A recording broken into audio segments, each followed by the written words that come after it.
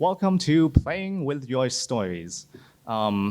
It's a panel about primarily using gameplay mechanics to develop the narrative of a game, and we'll be touching on the history of narrative in gameplay, as well as other techniques used historically to show the narrative of a video game.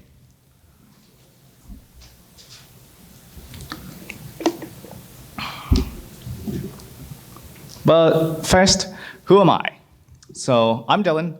I'm a fourth-year game design and development major at RIT. That's the Rochester Institute of Technology for people not in the northeast US. I play a lot of video games, probably not as many as a lot of people, schoolwork aside. I cosplay a lot, and I don't like hair tangles. I had to deal with one this morning. So, moving on. We will have minor spoilers for Shenmue, the original, just quick time events, so nothing important. I'll be talking a lot about the ending of NieR Automata, so if you haven't played that game and don't want spoilers, just leave. No. I can't get around it. There's a lot of spoilers. And then I will be talking about a phone game, of all things, called Girls Frontline. Pretty big spoilers for that, but it's also a phone game, so I don't know if people care. But they exist, so watch out. So, what's the deal with storytelling in games? Well, the main thing was that the very first video games did not have a lot of memory to work with. The very first was manipulating an oscilloscope to show a side view of tennis. It's called Tennis for Two. Now, the contemporary games have a few more techniques developed than playing the game to make your stories, because we have the hardware to do that. We have memory. We're not worried about RAM. So a lot of the old games had what was called a derived narrative, which was pretty much a story that the player would make up based on what they're doing in the game.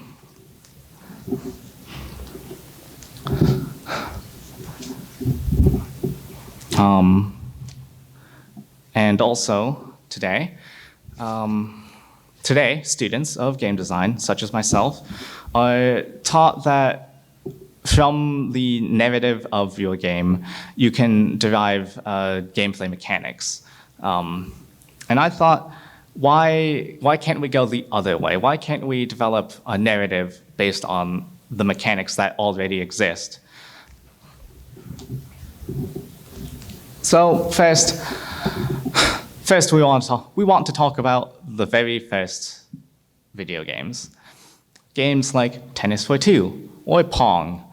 You have your rules, you have a display, and that's all you have space for. That's all you've got. So all you have is the derived narrative that I mentioned earlier. You know, when you hear stories about playing Pong, it's always of a specific time playing Pong, and how you managed to save a ball you didn't think you'd manage to save. Beating your friend who was really good at Pong. It used to be a really big achievement. So, like I said, it's hard to have both because at the very beginning, you didn't have a lot of memory, not a lot of space. It was hard to have a full written script for a narrative-driven game, because by the time you finished writing your script, that's all your memory used. An example is Zork. They don't really have good graphics. They don't have any, to be precise. It's a text adventure. It is purely an an interactive narrative, which I would say is still a game, but it's very different than the sorts of games that we have today. It's really simple gameplay. You type out your action, and it happens. Or specifically, the results of that action happen. Not all narrative-driven games have to be text adventures anymore, though. The cutscene, around the same time, was also developed. They used the stronger machines of the 80s and 90s to show segments of cinematic footage. They are typically either pre-rendered or generated in-engine, but I do want to shout out to our friend, the FMV. The full motion video is footage of actors portraying whatever the developers wanted to show, and having that footage, well, frankly, compressed down into something that you can display. It's really rare to be in games today, and I think one of the reasons for that is that in games that would cut between gameplay and the FMV cutscenes, it's really jarring to see these actual actors and then cutting to a 3D model that you can count the polygons on. Cutscenes aren't very interactable, unfortunately, so you do kind of lose the game aspect while you're watching them, because you're basically watching a movie clip.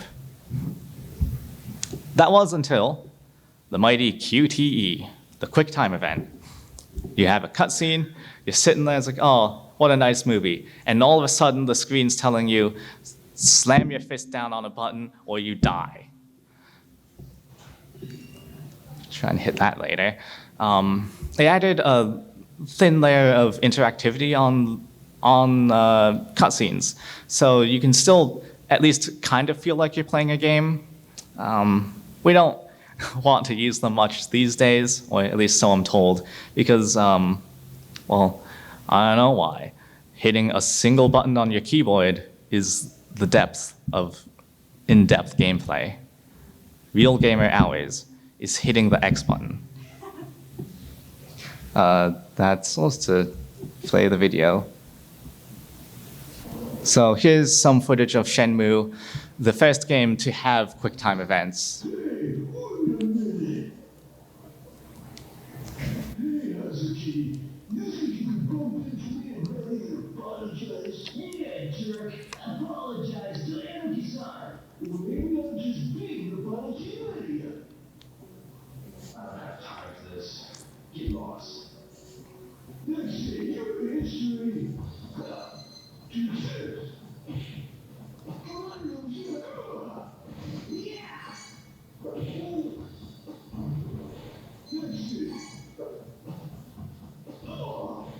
I'm just gonna let the sequence play out. Okay, so just to try and stop the video. Yeah, as you can see, QuickTime events are, you hit a key, you see an action happen, hit another key, watch another action happen. Every time I'm in a fight, I see arrow keys and X buttons show up in my vision too. But moving on, we have talking to the player. I know, groundbreaking. But it's not just talking to the player, because that happened already. Most of the games pre-2000s, when someone's talking to you, they're either like on a phone or usually standing right in front of you, telling you what's happening. Once the 2000s hit, we started having more games have characters that can radio in to the player whenever they want, without breaking up the action to stop, wait, in a safe area, tell you what's happening, and then get back to the gameplay. It's especially useful in shooters, like Halo, to tell players narrative information without breaking up the gameplay. Because if you break up the gameplay too much, then it starts feeling slow and disjointed, and players start getting bored. Not everyone plays Halo for rich narrative interactions. A big part of playing Halo is shooting aliens in the face. Having Cortana built into your suit means she can tell you stuff while you are shooting aliens in the face. You don't need to stop. There's a bunch of other games that do this too. Would you kindly watch this video? In the original BioShock, the player hears from the radios in Rapture from all of the different characters, especially a guy named Atlas. I don't want to talk about Atlas too much because I don't want to spoil too much about BioShock. But Atlas is kind of important. He's always talking to you. And I'm always not playing videos. Sorry about that. So we jump ahead past.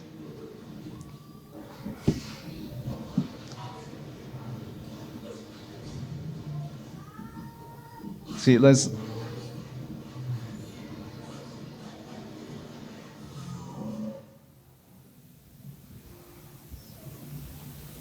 So I'm trying to find the. Here we are. So, while you're taking in all the sights, you can hear about whatever Atlas wants to talk to you about, usually the history of Rapture. It's a wild place. It's also really scary, and I'll admit I actually haven't finished the game because every time I try and play BioShock, it's like midnight and I'm alone.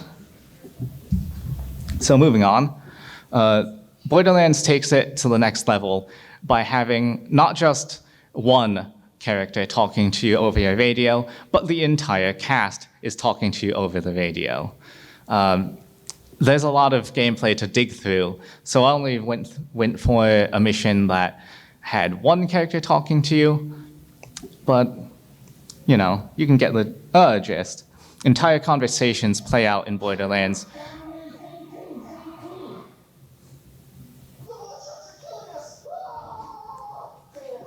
So, there's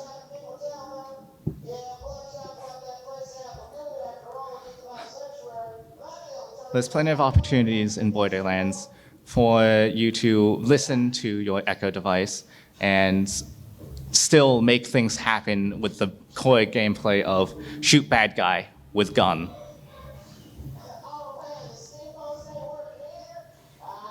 We pull ahead a little to right about here.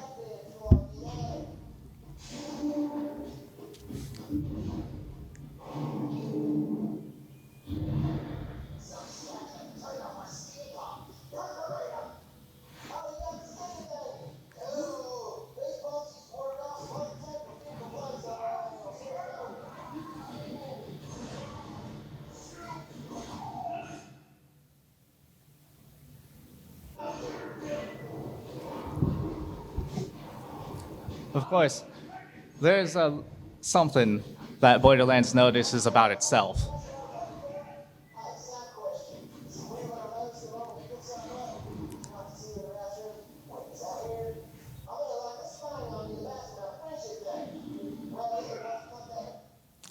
It is a little weird. He knows every time the exact moment you pick something up. But I digress.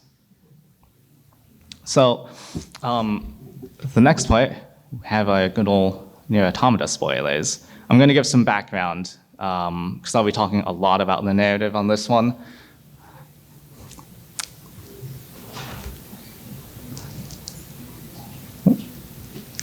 Just waiting for people to leave. Okay, so in NieR Automata,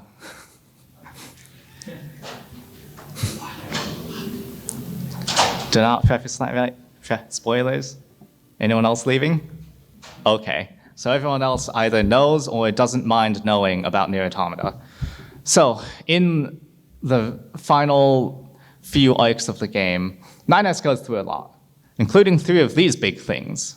These big old boxes. These lads, which I'm in awe of their size, giant towers called resource recovery units. You gotta fight your way up through each one, fight some sort of boss encounter at the top, and then go to the next one so you can get to another bigger tower. The buildings are for scale, by the way. Along the way, you kill old friends, like poor old Operator 210, and go mildly insane. Well, excuse me, once I get to the time stamps. You know, I'm really annoyed that the timestamp functions for links don't work when you put stuff into a presentation. So, you know, the poor guy's been through a lot, you know.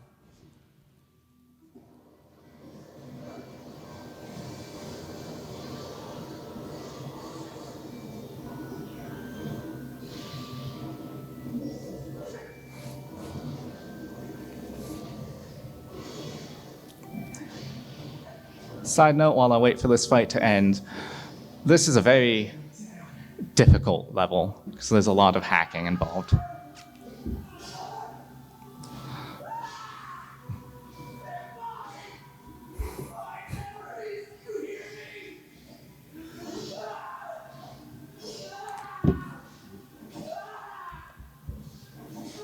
NieR is doing great, guys. He's perfectly fine. Perfectly fine.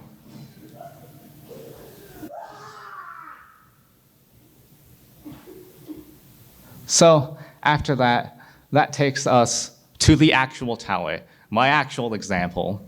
Now that you know NieR, he's been through a lot. He's almost died at least once, probably more times. And, you know, he's not doing great. So when you get to the tower, which is supposed to contain like all the answers that you're looking for, you find, well, you find a hacking minigame. But unlike the other hacking minigames, which take seconds to execute,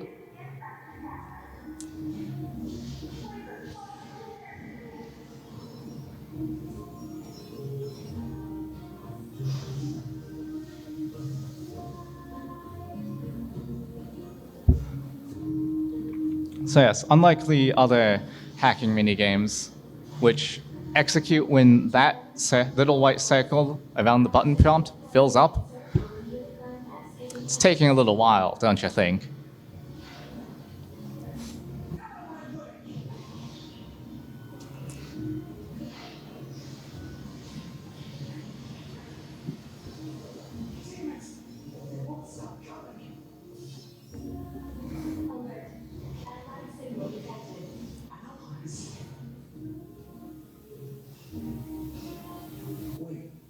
All right, so I'm going to skip ahead just a little bit. We've been expecting you. So you have a big hacking minigame. Those dark gray balls, you have to destroy all of them to complete the minigame. So not only do you have this long segment to fight through. Oh, that's a problem, isn't it? It's hard to kill the balls when the balls are invincible.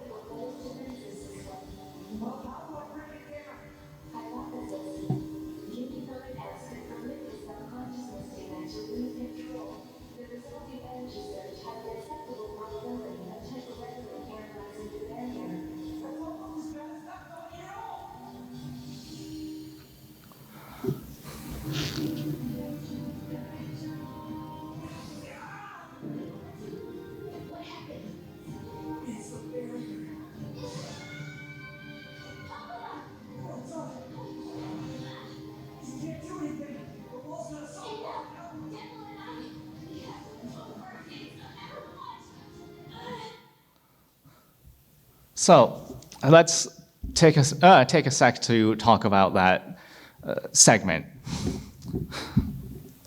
So most hacking minigames can be executed in a matter of seconds, and you typically use those to control enemies or open doors, chests, stuff like that. And it all works the same. Destroy all of the black balls in the minigame before the time limit runs out. Not all of them have time limits, but most do. Now, the first difference in this sequence's hacking is that it takes like almost a whole minute to execute instead of a few seconds.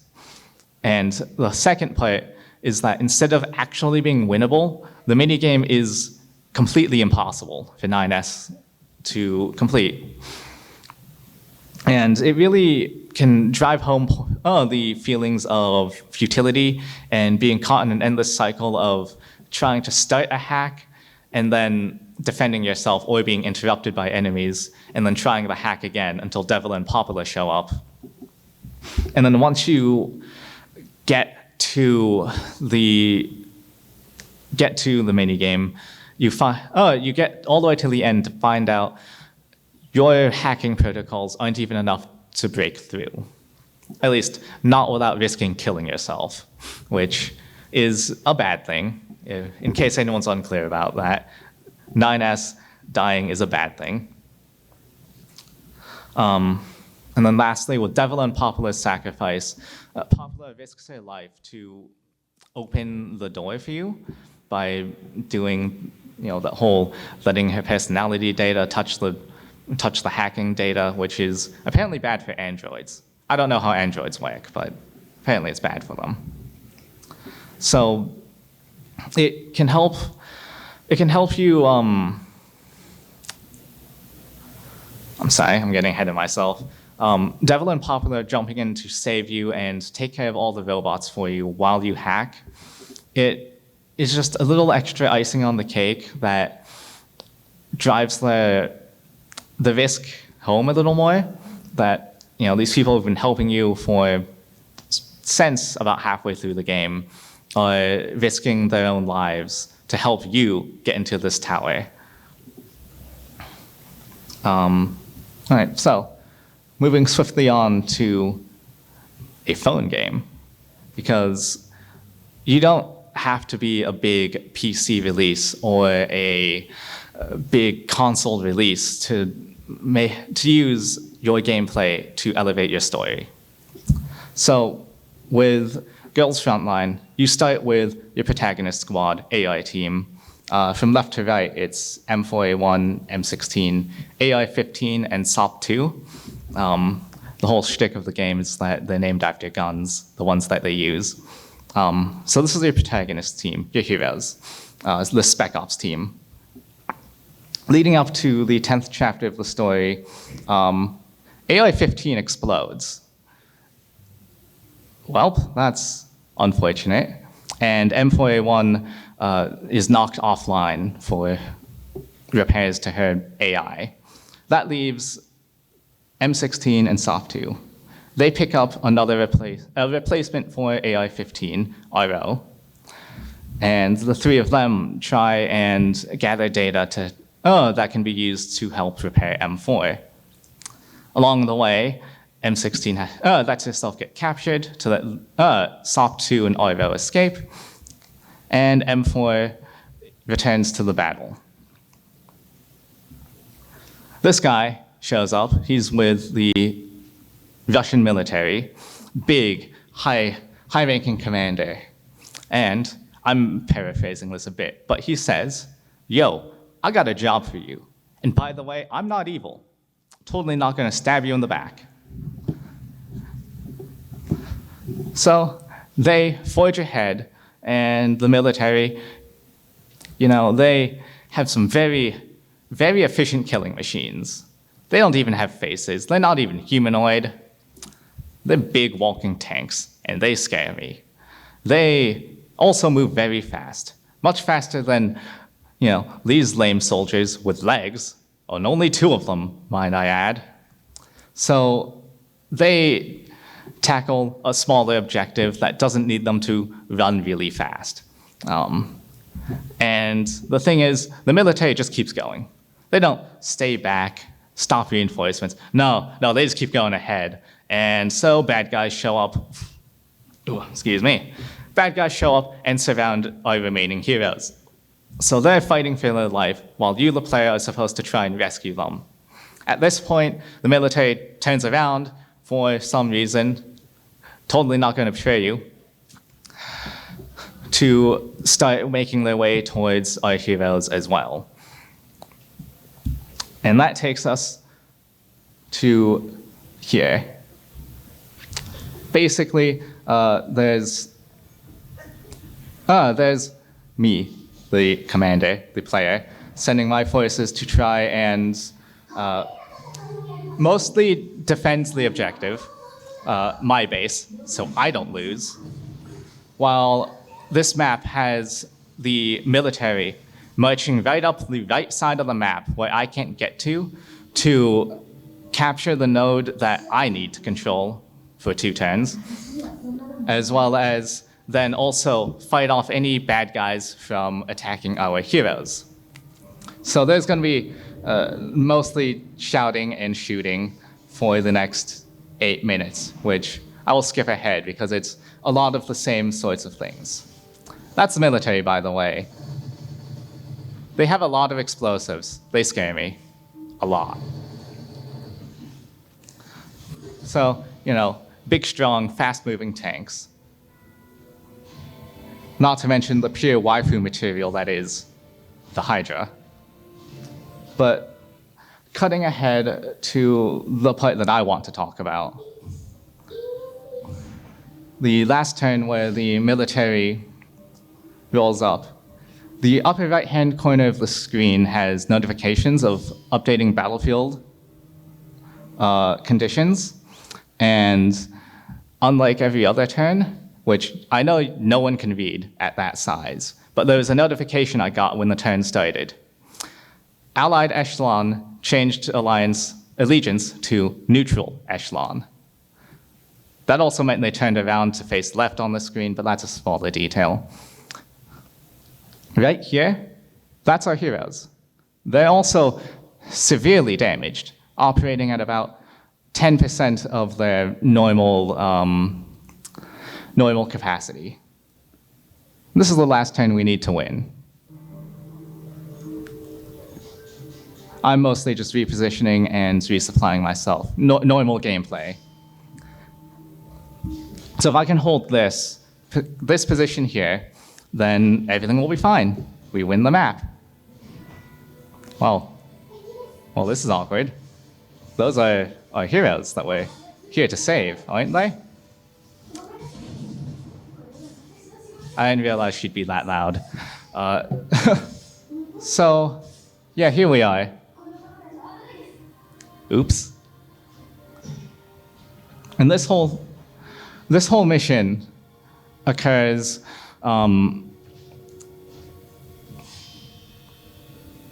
with suspicions that, Mr. Trustworthy Military Man is going to betray you.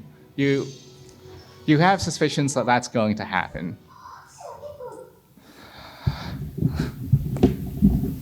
And before the cutscene of the written script plays out, telling you that, oh no, the military betrayed us, you get to watch it happen.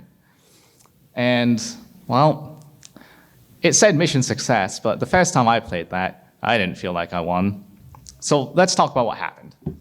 It's using the Allied Echelon mechanic where there's an allied faction that's fighting alongside you. They take their turn after you do. And, you should be used to this.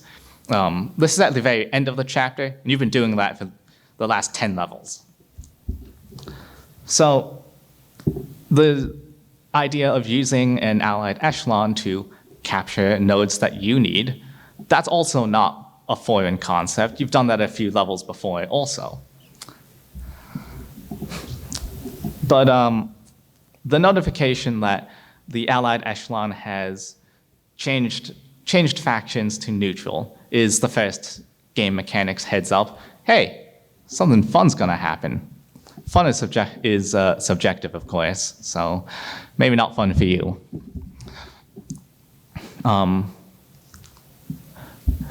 Then when the now neutral echelon attacks the units that you're supposed to be saving, it plays out like a normal gameplay battle. Your units on the left, enemies on the right, and all the same battle calculations are made. It's just, of course, your allies who've been fighting, they're hurt. They're really hurt at like 10% health.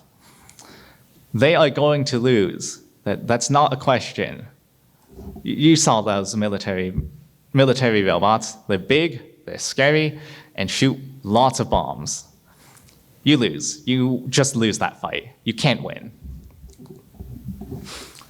And it's, like I said before, it's showing you the story events of the military's eventual betrayal in the gameplay, using the existing mechanics that they have to show you this story point, this beat.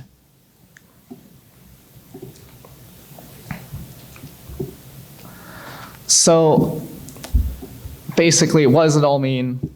It's the neat thing about a gameplay and using gameplay elements to expand your narrative, to show your narrative, is that it's just really cool, and using the interactivity that is what makes a video game, what makes it so unique as a storytelling device. I think that it should be more common than it is now. I'll admit, I don't play a lot of games because I'm a student. I spend all my money on textbooks and spend all my time doing homework.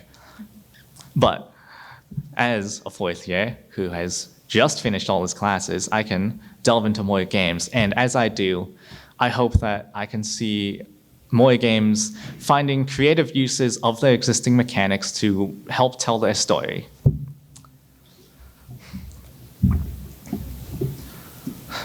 Besides, in schooling, we're already taught to use our narrative to make mechanics. So it's not that much of a stretch to say we can use our mechanics to make narrative. So that's the end of my panel. I'm moving a little quick, but the other panel was a little long. So if you have any questions, you can ask them now. Yes? I'm curious if you know a pretty old school example of this. X-Men would say Genesis. I actually don't. There is the seventh world and sixth world. You get to the end during a computer simulation, and it says you have to reset the mainframe to continue. And none of your luck comes to it. You literally have to reset the Sega Genesis in order to move forward. It is terrifying because it's a game that doesn't have a save function. I see. Yes, that is quite much what I'm talking about.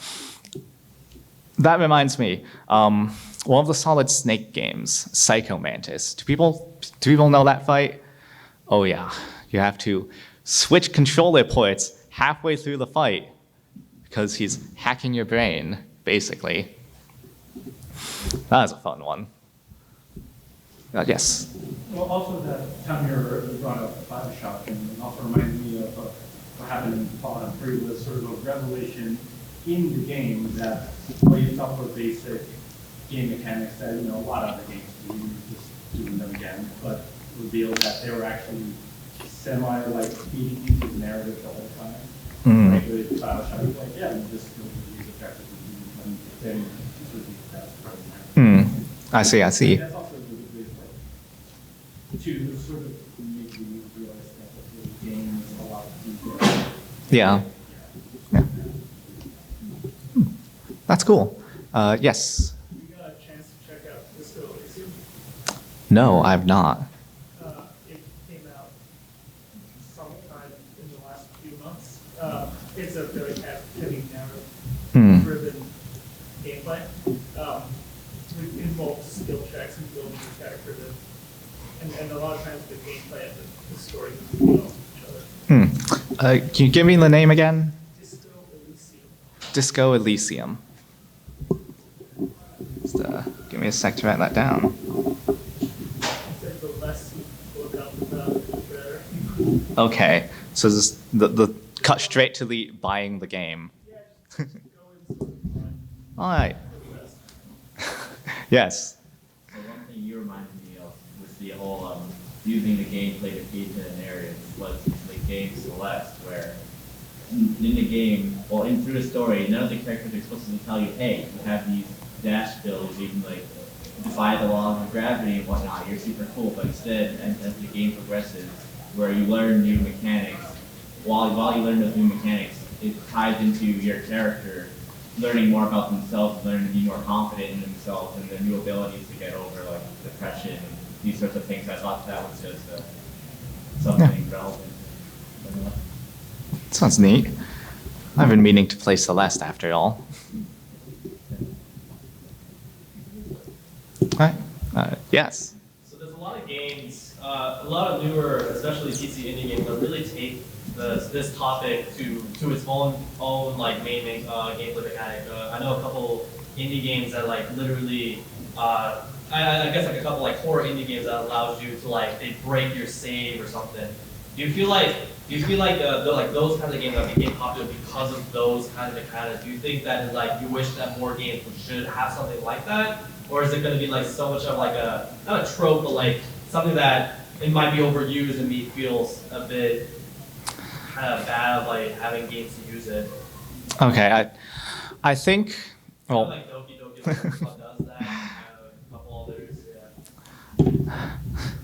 yeah. I like to think of it as more like another tool in a toolbox.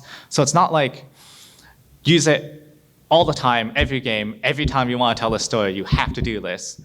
It'll become way too oversaturated, like you were saying. But I think it's a really cool tool that if you use it right, you can have a really big impact on the audience. Yeah.